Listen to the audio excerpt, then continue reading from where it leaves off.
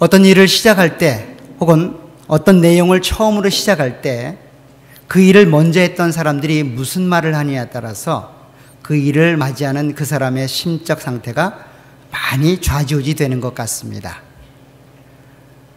긍정적으로 역사할 수도 있지만 부정적으로 역사하는 경우도 있는데 그 말은 곧 내가 경험해 봤다는 겁니다. 신앙생활하는 가운데 많은 부분이 내가 경험해 봤다라고 하는 말만큼 신앙에 해가 되는 경우가 없는 것 같습니다. 물론 긍정적으로 좋은 쪽으로도 역사되지만 부정적으로 나도 해봤어 라는 말투에서 풍기는 의미는 새롭게 신앙생활을 하려는 많은 자들에게 찬물을 끼얹는 그런 모습으로 나타나고 있지는 않는가라고 생각되어집니다. 제가 한국을 방문했는데 그때 전철을 한번 타보게 되었습니다. 서울 하면 전철로 굉장히 유명하죠. 어디든 전철 패스 하나만 있으면 다 갈 수 있습니다. 제가 캐나다 올 때 7호선까지 있었는데 아마 지금은 14호선까지 있나요?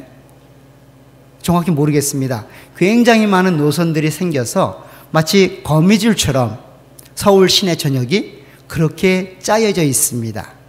그러다 보니 한 전철역에 3개 혹은 4개의 지하철선이 통과하게 되어집니다. 그러다 보니까 땅을 점점 깊이 파들고 가죠. 점점 깊이 파들고 가게 됩니다. 아마도 제가 알고 있는 지식으로는 가장 깊이까지 파고 들어간 전철역이 당산역일 겁니다. 당산역에 가면 그 당산역의 에스컬레이터가 굉장히 깁니다. 땅속으로. 그런데 이 에스컬레이터가 타고 내려가다 보면 전철이 들어오게 됩니다. 그러면 들어오는 전철을 타기 위해서 사람들이 어떻게 하겠습니까? 뛰지요. 들고 뜁니다. 근데 그 들어오는 전철역을 타는 사람이 있을까요? 아무도 없답니다. 그런데도 사람들은 뛴답니다. 왜냐하면 탈 것 같거든요. 눈앞에 보이는데. 그런데 이 에스컬레이터가 너무도 깊기 때문에 아무리 뛰어도 날아가도 탈 수 없다고 합니다. 그래서 탈 수 없는 전철을 향해서 열심히 뛰니까 무슨 일이 발생할까요? 사고가 나고 다치고 어려움들을 겪게 되겠죠. 그래서 이 당산역에 골치 아닌 골치가 이 사람들을 못 뛰게 해야 되는데 못 뛰게 할 수 있는 방법이 없다는 거예요. 가진 방법으로 다 써붙입니다. 뛰면 죽습니다. 뛰면 당신 아닌 옆 사람이 고통을 받습니다. 뭐 이런 말을 엄포를 놓고 뛰면 100만 원 벌금입니다. 라고까지 해도 이 뛰는 사람들을 막을 수가 없는 겁니다. 왜 그럴까요? 보이거든요. 될 것 같거든요. 그런데 어느 날 어떤 분이 아주 좋은 아이디어를 하나 냈다고 합니다. 그리고 그 아이디어를 붙이는 순간 그 사고가 줄어들어서 지금은 뛰지 않는다고 합니다. 그 내용은 아주 간단한 문구입니다. 내가 뛰어봤습니다. 내가 뛰어봤습니다. 라는 문구입니다. 근데 못합니다. 라는 문구를 붙여놓고 그 문구를 붙이고 난 다음부터는 사람들이 뛰려고 하지 않는다는 거죠. 아마도 이런 생각도 듭니다. 그동안 뛰볼 사람들은 다 뛰어본 거죠. 뛰어봤는데 안 되는 걸 아는 거예요. 그래서 처음 온 사람들은 그냥 뛰어보는데 뛸 수가 없는 게 앞에서 안 뛰니 뛸 수가 없죠. 에스컬레이터에서. 그렇잖아요. 그죠? 사실 신앙생활하는 데 있어서도 누군가가 한번 해봤다라는 말만큼 무서운 말은 없습니다. 야심차게 어떤 일을 시작해보고 새롭게 어떤 일들을 도전해보려고 하는데 내가 그거 해봤어. 근데 안 돼. 라는 말을 듣게 되면 그래도 난 해볼 거야. 그래도 한번 나는 도전해볼 거야. 라는 마음을 갖기가 굉장히 쉽지 않습니다. 근데 어쩌면 우리 신앙생활 가운데 그런 모습으로, 그런 모양으로 우리의 신앙들이 위협받고 있고 공격받고 있지는 않는지 한번 생각해 보셨으면 좋겠습니다. 많은 어른들, 권사님들, 장로님들, 안수집사님들, 교회를 오래 다니셨던 분들 얘기들 다 도전이 되고 용기가 됩니다. 그런데 늘 말 끝에 가면 그런 흐리는 말들이 있죠. 나도 해봤는데 너도 내 나이쯤 돼보면 알 거야. 교회 생활 그렇지 않아. 이런 얘기들을 듣게 되면 굉장히 낙담되어지고 젊은 사람으로서는 신앙을 이제 막 시작하는 그런 신앙의 첫사랑을 느끼는 사람들에게는 잘 이해가 되지 않는 모습이지 않을까라는 생각을 해보게 됩니다. 오늘 예수님은 그런 세대를 향하여, 그런 제자들을 향하여, 그런 믿음 없는 세대를 향하여 꾸지람하고 있습니다. 믿음 없는 패역한 세대요. 도대체 언제까지, 얼마나 더 하나님이 참고 기다려야 되는지 그런 이야기를 오늘 본문이 우리 가운데 제시하고 있습니다. 어쩌면 이 시대를 우리가 그렇게 무기력하고 무능력하게 살아가고 있는데 그런 우리들에게 하나님이 이 본문을 통하여 하시는 말씀의 의미가 있습니다. 어떻게 하면 우리는 능력 있는 삶을 살아갈 수 있을지 그런 내용을 여러분들과 함께 생각을 해보도록 하겠습니다. 누가복음은 누가라는 이방인 의사가 예수님의 행적을 기록하고 있는 책입니다. 누가복음의 기록의 내용들은 다른 공관복음과는 달리 구약의 많은 내용들을 연구하고 그것이 예수님의 행적과 어떻게 연관이 됐는지 심층 분석해서 그것에 필요한 내용들을 낱낱이 기록하는 스타일로 누가복음이 기록이 되어 있습니다. 그래서 다른 복음서에 기록되어 있지 않은 내용들이 기록이 되어 있습니다. 근데 모든 게 다 그런 것이 아니라 어떤 부분은 다른 공관복음을 이해하지 않고는 이 무슨 얘기를 하는 건지 정확히 그 의미를 깨닫지 못하는 부분도 등장을 합니다. 오늘 본문이 그런 본문 중에 하나입니다. 특별히 마가복음을 읽게 되면 아, 이런 일이 있었구나. 지금 이런 일 가운데서 예수님이 이런 대화를 나누고 있구나라고 생각이 되어지는데 이 누가복음만 읽게 되면 도대체 무슨 말인지, 누구에게 꾸짖고 있는 건지, 귀신 들리는 아버지를 꾸짖고 있는 건지, 아니면 귀신을 못 쫓아낸 제자들을 꾸짖고 있는 건지, 아니면 그 전 세대를 다 꾸짖고 있는 건지 이 종잡을 수 없는 그런 내용들이 소개되고 있습니다. 그래서 우선 전체적인 내용을 한번 조망해 보고 도대체 이 내용을 통해서 누가는 무엇을 말하려고 하는지를 한번 생각해 보도록 하겠습니다. 마가복음 9장에 가게 되면 이 절수만 따져봐도 그렇듯이 누가복음이 기록했던 이 산 아래에서 있었던 일들을 아주 깊게 아주 다양한 내용으로 기록하고 있습니다. 변화산에서 위대한 변화를 경험했던 예수님과 세 제자, 그들이 이제 산 아래로 내려오게 된 겁니다. 근데 산 아래에도 산 위에서 있었던 것과 동일한 엄청난 일들이 일어나고 있었습니다. 그 일은 무엇인가 하면 남겨진 9명의 제자들과 몰려든 무리들이 변론이 생긴 겁니다. 무슨 변론이 생겼냐면 어려서부터 귀신 들려서 말 못하고 듣지 못하는 아이의 아버지가 아이를 고쳐달라고 예수님에게 고침받게 하기 위해서 그 예수님에게 찾아왔습니다. 근데 때마침 예수님이 변화산에 올라가 계셨기 때문에 그 아버지의 요청을 대신 수행하는 사람들이 있었습니다. 바로 그 사람들이 예수님의 제자들이죠. 근데 제자들 9명이서 그 어린아이, 귀신 들린 아이 하나를 못 고치게 된 겁니다. 그러자 변론이 생긴 겁니다. 그 변론이 막 일어나고 있는 그때에 예수님이 산에서 내려온 겁니다. 그리고 누가 봐도 그 변론은 긍정적인 면보다는 제자들이 몰리는 수세에 쌓여있는 땀을 뻘뻘 흘리면서 어찌할 수 없는 그 난처한 상황에 처해 있는 것들을 발견하게 됩니다. 그리고 다가가서 묻습니다. 도대체 무슨 일이냐? 그러자 그 아이의 아버지가 이 이야기를 설명합니다. 내가 내 아들을 고쳐달라게 하기 위하여 당신에게 왔는데 당신은 안 계시고 당신 제자들이 애쓰고 노력했는데 결국은 못 고쳤다는 겁니다. 결국은 못 고쳤다는 거예요. 그러면서 그 제자들이 못 고친 그 일을 스승인 당신이 할 수 있으면 한번 해보라는 거예요. 아마도 이 아버지의 심정은 당연했을 겁니다. 그렇잖아요. 그 제자의 그 스승인데 제자가 못 고치는 거 스승도 고칠 수 있을까라고 하는 의심이 드는 겁니다. 그래서 뭐라고 말합니까? 무엇이든지 할 수 있는 게 있거든 우리를 좀 도와주십시오. 당신이 고칠 수 있으니 고쳐주십시오가 아니라 당신 제자들을 보니 당신도 별반 다르지 않을 것 같은데 그래도 무엇인가 할 수 있는 능력이 있다면 좀 도와주십시오라고 이야기하는 겁니다. 그러자 예수님이 뭐라고 말합니까? 할 수 있거든이 무슨 말이냐? 믿는 자에게 능치물 할 일이 없다라고 이야기합니다. 그 말은 건 뭐예요?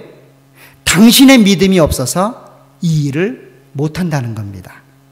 그러자 아버지는 외칩니다. 내 믿음 없음을 불쌍히 여겨주십시오. 내가 믿습니다. 도와주십시오. 그러자 아이를 데려오라고 하고 그 아이를 아주 손쉽게 말씀으로 치유합니다. 그리고 건강한 모습으로 아이를 아버지에게 돌려줍니다. 그리고 나서 일단락 되는 듯이 이야기가 마무리되고 있는데 마지막으로 제자들이 집에 들어가 있는 예수님에게 묻습니다.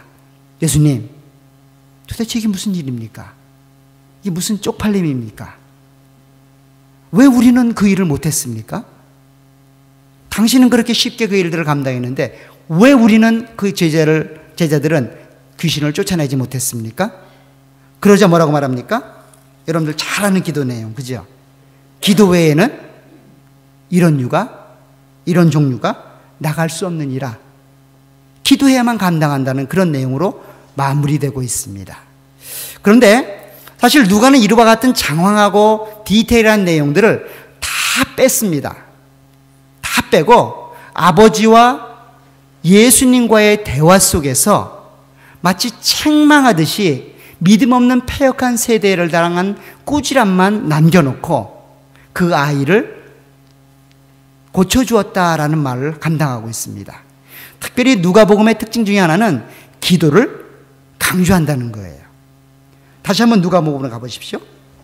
누가복음에 가게 되면 변화산에 올라갈 때에도 예수님은 다른 복음서와는 달리 기도를 강조했었습니다. 자, 28절에 보세요. 9장 28절에 보면 이렇게 말합니다. 이 말씀을 하신 후 8일쯤 되어 예수께서 베드로와 요한과 야고보를 데리고 기도하시러 산에 올라가사 기도하실 때에 용모가 변화되었다라고 말합니다. 기도를 강조하고 있습니다. 더 나아가서 주는 하나님의 메시아입니다라고 그렇게 고백하는 그 사건도 기도와 연관시켜서 누가는 기록하고 있습니다. 자, 18절에 보세요. 예수께서 따로 기도하실 때에 제자들이 주와 함께 있더니 물어 이르시되, 다른 복음서에는 잘 등장하지 않는 기도라고 하는 내용을 아주 강조하고 있는 그런 누가가 이 절호의 기회 아니겠습니까? 기도 외에는 이런 유가 나갈 수 없다. 기도 외에는 이런 종류의 일이 일어날 수 없다. 누가 봐도 기도를 강조할 수 있는 가장 좋은 내용인데 그 내용을 싹 빼고 있어요. 빼고 있다는 거예요. 그러면서 그냥 일반적인 내용으로 이 이야기를 기록하고 오히려 하나님의 영광을 드러내는 모습으로 이야기가 마무리되고 있다라고 기록하고 있습니다. 그래서 누가는 이 이야기를 그냥 변화산 밑에서 일어난 한 편의 이야기로 쓰고 있는 것이 아니라 9장 1절부터 기록한 내용을 계속해서 연결시키고 있다는 거예요. 계속해서 연결시키고 있는 과정 속에 이 내용이 이해되기를 누가는 생각하고 있는 겁니다. 결국 누가복음 9장 1절부터 이 내용을 이해하지 못하면 오늘 본문에서 일어나고 있는 일들을 적어도 누가가 생각하고 있는 마음속에서의 꿈꾸고 있는 내용들은 조금 거리가 있는 모습에서 이해될 수 있습니다. 자, 누가복음 9장 1절을 보면 이런 말로 시작을 합니다. 1절을 보면 예수님이 제자들을 파송하는데 그냥 파송하는 것이 아니라 그들에게 능력을 부여하여 파송합니다. 예수께서 12제자를 불러 모으사 모든 귀신을 제어하며 병을 고치는 능력과 권위를 주시고 하나님 나라를 전파하며 앓는 자를 고치게 하려고 내보내셨다라고 말합니다. 무슨 말입니까? 제자들 한 명 한 명들에게 능력을 부여하시는데 그 능력이 뭐라는 거예요? 귀신을 제어하고 귀신을 쫓아내는 능력을 주었다는 거예요. 단순히 설명이 아니라 실제로 그런 일들이 일어났습니다. 제자들이 얼마나 큰 일을 이루었는지 제자들이 나가서 복음을 증거하자 어떤 일이 일어났습니까? 그 즉시 예수라는 인물에 관심이 쏠리기 시작했습니다. 얼마나 관심이 쏠렸는지 그 본붕왕이었던 헤롯만큼도 그 스승인 예수를 만나고 싶다. 만나봤으면 좋겠다. 도대체 저 사람이 누구냐? 라고 생각될 정도로 센세이션을 일으킨 거예요. 모든 사람들이 다 관심이 집중된 겁니다. 뭐 때문에요? 제자들이 행한 일들 때문에. 제자들이 어떤 일을 행했습니까? 귀신을 막 쫓아내는 겁니다. 병든 자를 막 고치는 거예요. 기적과 이적을 막 일으키는 겁니다. 그리고 불과 며칠이 지나지 않았습니다. 그리고 나서 오늘 본문의 일이 일어나고 있는 거예요. 이 일을 맞닥뜨렸을 때 가장 당혹스러워한 사람은 누굴까요? 가장 마음에 이게 뭐지? 라고 생각하는 사람은 누구일까요? 제자들이죠. 그렇지 않겠어요? 여러분들 일주일 전까지 금 나와라! 그럼 금이 딱 나왔어요. 은 나와라! 그래서 은이 딱 나왔어요. 그럼 일주일 후에 금이 필요해서 금 나와라! 했더니 금이 안 나오는 거예요. 은 나와라! 했더니 은도 안 나오는 거예요. 제일 당혹스러운 사람은 누굽니까? 여러분들 아니겠어요? 제자들이 그런 상황인 거예요. 아니, 며칠 전까지만 해도 그렇게 능력을 발휘하고 위대한 일들을 감당했는데 이제는 이 어린아이 하나 감당할 수가 없는 겁니다. 그때는 소리만 지르면 예수 그리스도의 이름으로 귀신아 물러가라고 외치기만 하면 30명 40명씩 막 나자빠졌는데 어린아이 하나 놓고 9명이 달겨들어도 일이 안 이루어지는 겁니다. 그 9명이 누굽니까? 이 능력을 부여받았던 제자들이에요. 아마도 처음에 이 아버지가 이 아이를 데려왔을 때에는 아마 쉽게 생각했을 겁니다. 이 정도쯤이야. 그러지 않았을까요? 큰 사람도 아니고 아주 어린 아이였다면 더더욱 쉬웠을 겁니다. 2명도 아니고 1명. 그것도 나와 같은 능력을 가진 사람이 8명이나 더 있다면 9명이 둘러앉아서 이 사람 하나, 이 어린 아이 하나 고치는 것쯤이야? 식은 죽 먹는 것이겠죠. 왜 그렇습니까? 내가 옛날에 해봤거든요. 고쳐봤거든요. 귀신 쫓아봤거든요. 얼마나 쉽겠어요. 얼마나 쉽다라고 생각을 했겠어요. 그런데 이게 안 이루어지는 겁니다. 기대가 크면 실망도 크듯이 절망 속에 빠져 있는 겁니다. 누가요? 제자들이. 그래서 변론이 일어난 거예요. 무슨 변론이 일어났을까요? 이유를 대야 될 거 아니에요. 당신 가짜 아니야? 라고 막 몰아붙일 거 아니에요, 사람들이. 그러자, 그게 아니라는 거예요. 예전에는 예수 그리스도의 이름으로 라고 말했는데, 오늘은 내가 예수 그리스도의 이름으로 너무 쉽게 말했다는 거예요. 그때는 함께 동참해서 소리를 졌는데, 이번에는 동참하는 사람이 적어서 안 된다는 거예요. 그때는 내 혼자 했는데 오늘은 다른 8명이 있어서 안 된다는 거예요. 이렇게 핑계를 대는 겁니다. 내가 할 수 없습니다라고 고백을 해야 되는데 자꾸 뭔가 이유를 대는 거예요. 그러니까 변론이 생기는 거죠. 지금 이 일을 바라보는 무리들은 어때요? 결과가 뭡니까? 아이를 못 고치는 거예요. 아이를 못 고치니 당신들은 못 고친다라고 주장하는 겁니다. 제자들은 뭐라 그래요? 그게 아니라는 거예요. 뭔가 문제가 있다는 거예요. 우리는 원래 능력이 있었는데 우리는 그런 능력이 있는데 지금 안 된다는 겁니다. 변론이 막 일어나는 겁니다. 그 과정 속에 예수님이 나타나는 거예요. 그 나타난 예수님을 향해서 이 귀신 들린 아이의 아버지가 묻습니다. 당신의 제자들을 보니까 형편없다는 거예요. 그리고 이 아이를 고쳐달라는데 못 고친다는 거예요. 그러자 얘기하죠. 믿음이 없고 패역한 세대야. 도대체 내가 언제까지 참아야 되겠느냐. 오늘 본문을 보게 되면 이게 아버지를 책망하는 건지, 그 아이를 못 고친 제자들을 책망하는 건지, 아니면 둘 다를 책망하는 건지 잘 모르겠어요. 어쨌든 꾸짖는 이야기입니다. 근데 문맥을 잘 살펴보니까 제자들을 책망하는 것 같아요. 제자들은 왜 그랬을까요? 모르겠죠. 어제까진 됐는데 오늘 안 되는 거 어떻게 합니까? 사실 이러한 일들은 제자들의 문제만은 아닌 것 같아요. 오늘 현대를 살아가는 많은 그리스도인들을 만나게 되면 공공연하게 듣는 얘기가 그런 얘기들입니다. 목사님이니까 그런 얘기 하시죠. 세상은 그렇게 호락호락하지 않아요.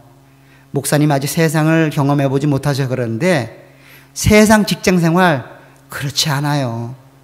성경 얘기하면 그런 얘기합니다. 아이고 목사님 어디 성경 속의 이야기를 그렇게 얘기하십니까? 세상은 그렇지 않아요. 나도 성경 말씀 믿지만 세상은 그렇게 믿다가는 쫄딱 망합니다.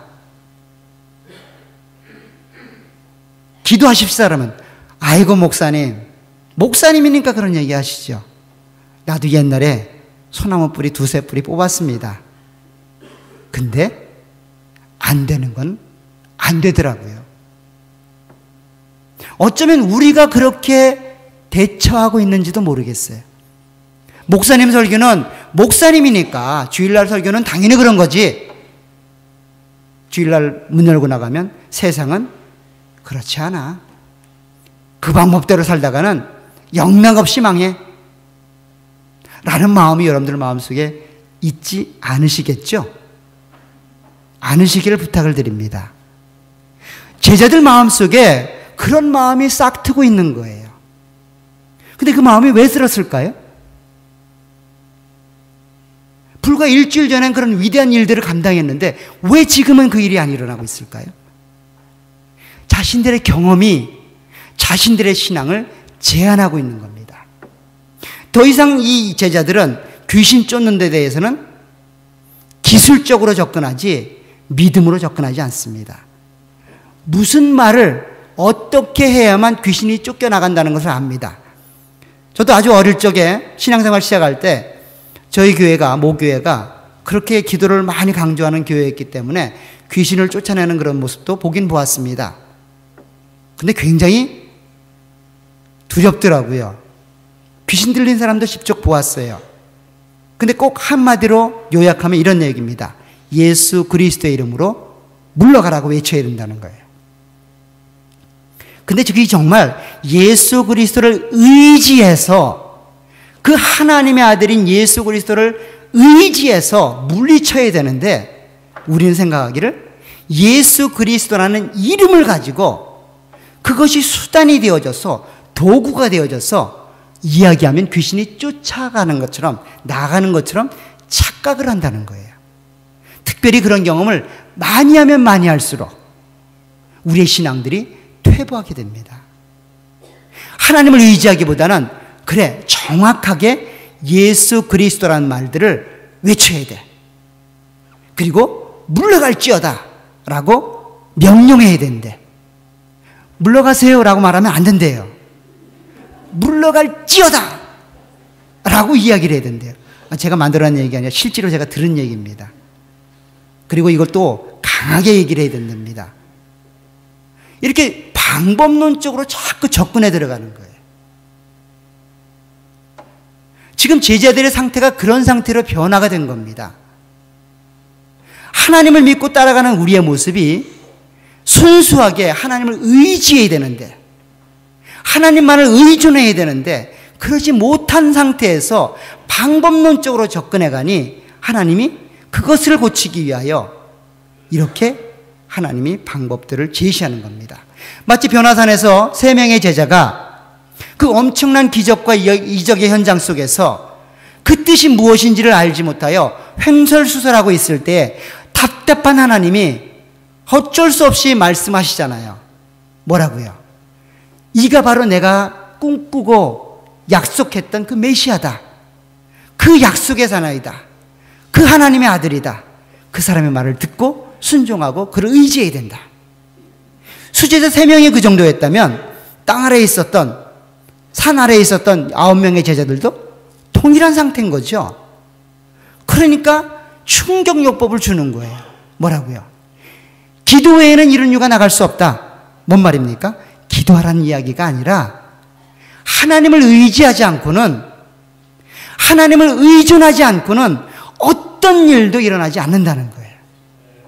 제자들이 가지고 있는 잘못된 마음은 나 아니면 안 된다는 생각이었어요. 왜 그렇습니까? 이미 일주일 전에 그런 위대한 일들을 내가 일으켰기 때문이에요. 내가 만들어냈기 때문이죠. 나 아니면 안 된다는 생각을 가지고 있는 그들을 향해서 너 아니어도 돼. 근데 네가 그 일을 하려면 나를 의지해야 돼. 그게 기도와에는 이런 종류가 나갈 수 없다는 그런 말인 거예요. 단순히 무릎 꿇고 기도하는 것 굉장히 중요한 작업이고 의미 있는 일입니다. 그러나 근본적으로 하나님을 의지하고 하나님을 신뢰하지 않으면 그 인생이 망할 수 있다라고 하는 것들을 오늘 제자들을 하여금 뼈저리게 느끼게 하는 겁니다. 산속에서는 3명의 제자가 하나님의 음성을 직접 들음으로 그 일을 경험했고, 산 밑에서는 실질적인 자기들의 능력을 의지했던 제자들이 보기 좋게 넉다운을 당하는 겁니다. 하나님 안에서 신앙을 회복하기 위하여. 이런 이야기를 가장 잘 보여주는 인물이 있다면 엘리야일 겁니다. 성경에서 제가 이해하는 가운데 엘리야만큼 교만한 사람은 없습니다. 사실 그만큼 위대한 일을 감당했던 선지자도 드물지요. 그런데 그 엘리야가 얼마나 교만했는지 오늘 한번 열왕기상으로 한번 가보시기 바랍니다. 오늘 본문 속에서 9절부터 사실은 제가 읽었는데 19장 4절에 보면 이 엘리야의 교만함이 절정에 달아있는 모습을 보게 됩니다. 19장 4절에 보면 이렇게 말합니다. 자기 자신은 광야로 들어가 하룻길쯤 가서 한 로뎀나무 아래에 앉아서 자기가 죽기를 원하여 이르되 여호와여 넉넉하오니 지금 내 생명을 거두시옵소서. 나는 내 조상들보다 낫지 못하니이다 라고 하나님께 고백하는 거예요. 이 말을 보면 굉장히 믿음 있는 표현처럼 보여지죠. 지금 엘리야가 뭐라 그러는 거예요? 쉬운 말로 이런 말입니다. 하나님, 이제 이만하십시다. 더 이상 수고하지 마십시오. 나도 안 되는데 뭐 가능한 일이 있겠습니까? 내가 해도 안 됐는데 이 민족을 어떻게 구원할 수 있겠습니까? 그러니 이쯤 하시고 정리하십시다. 이쯤 하시고 끝내십시다. 이 말이에요. 누구를 향해서요? 하나님을 향해서. 그럼 도대체 무슨 일을 했기 때문에 이런 일을 할까요? 지금 엘리야는 얼마 전에 엄청난 일을 경험했어요. 성경에 나와 있는 850대 1로 싸우는 겁니다. 850대 1로 싸우는데 누가 이겼을까요? 1인 엘리야가 이긴 거예요. 850명에 되는 바알 아세라 선지자가 그렇게 막 들끓고 그렇게 백성들의 칭송을 받으면서 그렇게 싸움에 임했는데 승리는 엘리야가 이긴 겁니다. 한 방으로 끝내버린 거예요. 굉장하지 않습니까? 아마도 엘리야는 생각했을 겁니다. 이 정도 엄청난 승리라면 하나님의 역사가 일어날 거야. 저 아합도 회개하고 돌아올 거야. 저 주의 제단을 헐었던 이스라엘 백성들 다 회개하고 하나님께 돌아올 거야. 그런 기대가 있지 않았을까요? 그런 소망이 있지 않았을까요? 역시 하나님은 살아계신 분이야. 그런데 결과는 어땠습니까? 아합이 더 악랄해진 겁니다. 이세벨이 더 악해진 거예요. 내가 이 엘리야를 죽이기 전께는 먹지 않겠다는 겁니다. 이 엘리야를 죽이기 전까지는 잠자지 않겠다는 겁니다. 이 일을 들었을 때에 엘리야의 심정은 어땠을까요? 야, 이 정도까지 했는데 안 된단 말이야? 그럼 가망 없어. 하나님, 이제 끝냅시다. 이스라엘 민족 소망 없습니다. 내가 누굽니까? 850명까지 해결했던 그런 위대한 엘리야인데 나도 안 되니 소망 없습니다. 끝내십시다. 그 말인 거예요, 지금. 하나님 보실 때 어땠을까요? 야, 이놈이 어떻게 이렇게 됐지? 라고 하지 않았을까요? 지금 하나님의 심정은 어땠을까요? 야, 지금 네가 잘나서 일했냐? 너 지금 네가 잘나서 일을 했다고 생각하는 거야? 그러지 않았을까요? 그래도 이 낙심된 엘리야를 얼르고 달래고 먹이고 마시게 해서 호렙산까지 갑니다. 호렙산에 가서 하나님이 묻습니다. 엘리야야, 너 도대체 여기서 뭐하고 있냐? 그러니까 이런 대답을 하는 겁니다. 10절에 보면 그가 대답하되 내가 만군의 하나님 여호와께 열심히 유별하오니 이는 이스라엘 자손이 주의 언약을 버리고 주의 제단을 헐며 칼로 주의 선지자를 죽였음이 오며 오직 나만 남았거늘 그들이 내 생명을 찾아 빼앗으려 합니다. 그래서 내가 여기 있습니다. 무슨 말이에요? 나 하나 남았다는 거예요. 나 끝나면 끝이라는 거예요. 그래서 내가 도망쳐 왔다는 거예요. 하나님도 안 된다는 거예요. 내가 그래서 도망쳐 왔다는 거예요. 하나님을 의지해서 그렇게 위대한 일들을 감당했는데 그 일도 무용지물이 되었다는 거예요. 그래서 지금 내가 여기 있다는 거예요. 이 이야기를 2번씩이나 반복합니다. 다시 한번 보세요. 13절에 가면 또 말합니다. 엘리야야, 내가 어찌하여 또 여기 있느냐? 그래서 14절에 똑같이 얘기합니다. 그가 대답하되 내가 만군의 하나님 여호와께 열심히 유별하오니 이는 이스라엘 자손이 주의 언약을 버리고 주의 제단을 헐며 칼로 주의 전지자들을 죽였음이 오며 오직 나만 남았거늘 그들이 내 생명을 찾아 빼앗으려 합니다. 나만 남았습니다, 하나님. 근데 나도 안 되겠습니다. 이런 고백을 하고 있는 거예요. 그래서 예수님이 하나님 뭐라고 말해요? 야, 너 좀 정신 좀 차려야 되겠다. 그래서 18절에 뭐라고 말합니까? 그러나 내가 이스라엘 가운데에 7,000명을 남기리니 다 바알에게 무릎을 꿇지 아니하고 다 바알에게 입맞추지 아니한 자니라. 너보다 나은 사람이 몇 명이나 되어 있다는 거예요? 7명 되어 있다는 거예요? 700명 되어 있다는 거예요? 7,000명이나 되어 있다는 거예요. 그래도 7명 정도면 그래도 생각을 하겠는데 700명 정도면 그래도 생각을 하겠는데 7,000명이나 되어 있답니다. 어디예요? 이스라엘 땅 안에. 이스라엘 땅 안에 7,000명이나 자기 같은 사람, 자기보다 더한 사람이 있다는 거예요. 이 말을 들었을 때 엘리야는 얼마나 쪽팔렸을까요? 얼마나 마음이 쪼그라들었을까요? 본인이 하나님 앞에서 하나님, 나도 안 되니 이제 끝내십시다. 하나님의 능력이 여기까지인가 봅니다. 이제 끝내십시다. 라고 얘기했던 그 마음이 얼마나 하나님 앞에서 죄송스럽고 하나님 앞에서 미안했을까요? 제자들의 심정이 그 심정이라고 지금. 내가 하면 될 줄 알았는데 그 일이 안 되는 것을 보고 제자들은 하나님을 의지해야만 그 일이 될 수 있다는 것들을 예수님을 통하여 깨닫게 되는 겁니다. 이 믿음 없는 세대를 향한 꾸지람은 단순히 제자들을 향한 꾸지람이 아니라 바로 오늘을 살고 있는 우리들을 향한 예수님의 꾸지람입니다. 우리 같으면 어떨까요? 아니, 여러분들 삶들 한번 되돌아보세요. 하나님 말씀을 읽되 그 말씀을 말씀 그대로 여러분들이 인정하고 믿음으로 살아가십니까? 하나님 말씀을 읽고 따라가지만, 기도는 하지만 정말로 그 기도하는 기도의 역사가 하나님을 통하여 이루어질 거라는 기대와 소망이 있으십니까?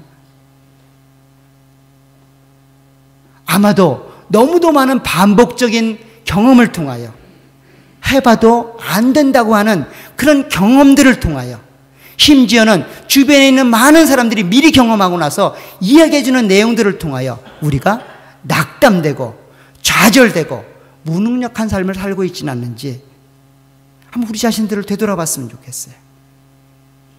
지금 어쩌면 제자들은 자기 주변에 있는 많은 사람들을 향해서 그런 이야기들을 듣게 되었고 믿음이 연약해지는 삶을 반복적으로 감당하면서 신앙이 점점점 퇴보의 길로 접어들고 있는 것 같아요. 우리 같지 않습니까? 신앙의 첫사랑이 있을 때에는 그냥 성경도 그렇게 밤새도록 읽어도 재미가 있었는데 하루에 열 몇 쪽 구절 되는 큐티도 하기가 힘든 세상이 되어버렸잖아요.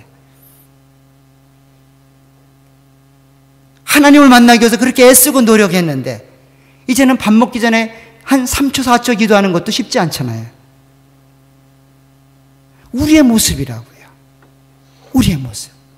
어쩌면 하나님의 말씀이, 하나님의 능력의 말씀들이 여전히 우리 가운데 능력으로 나타나지 않는 것은 우리가 그런 능력의 말씀을 무시하고 살고 있기 때문이에요. 한번 믿음으로 도전해 보세요. 하나님 말씀이 가라 하면 가보십시오. 많은 사람들이 안 된다라고 얘기해도 가보십시오. 그러면 기적이 일어납니다. 하나님 말씀이 살아 역사한다고 이야기하고 있는데 실제로 역사할 수 있도록 그 말씀을 100% 믿어보세요. 삶으로 적용해 보시라고요. 60년 살았는데 그동안도 안 됐는데 지금 해본다고 되겠어? 된다니까요. 된다라고 성경이 이야기하고 있습니다. 내가 경험했던 것이 내 신앙을 억누르고 있고 제한하고 있다면 이제는 그것을 탈피하셔야만 합니다. 고인물은 썩습니다. 썩지 않기 위해서는 순환시켜야 됩니다. 새롭게 도전하고 새롭게 믿음으로 나아가야만 합니다. 이러한 모습을 말세라고 하는 이야기를 통하여 사도 바울은 이렇게 이야기를 했습니다. 디모데후서 3장에 가게 되면 말세의 특징을 이렇게 설명합니다. 5절에 보면 경건의 모양은 있으나 경건의 능력은 부인하는 세대가 이 말세를 살아가는 세대의 모습이라 합니다.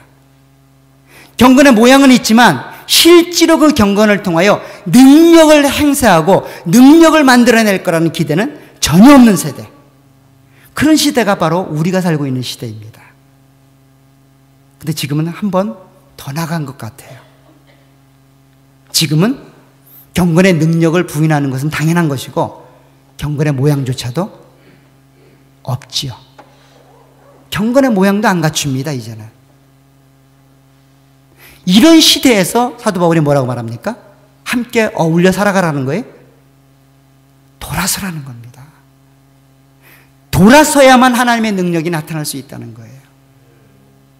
이것이 바로 하나님을 믿는 공동체의 모습이어야만 합니다.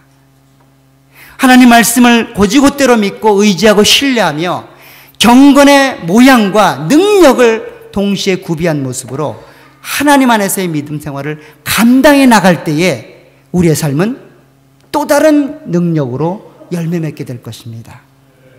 경험보다 위대한 것은 없습니다.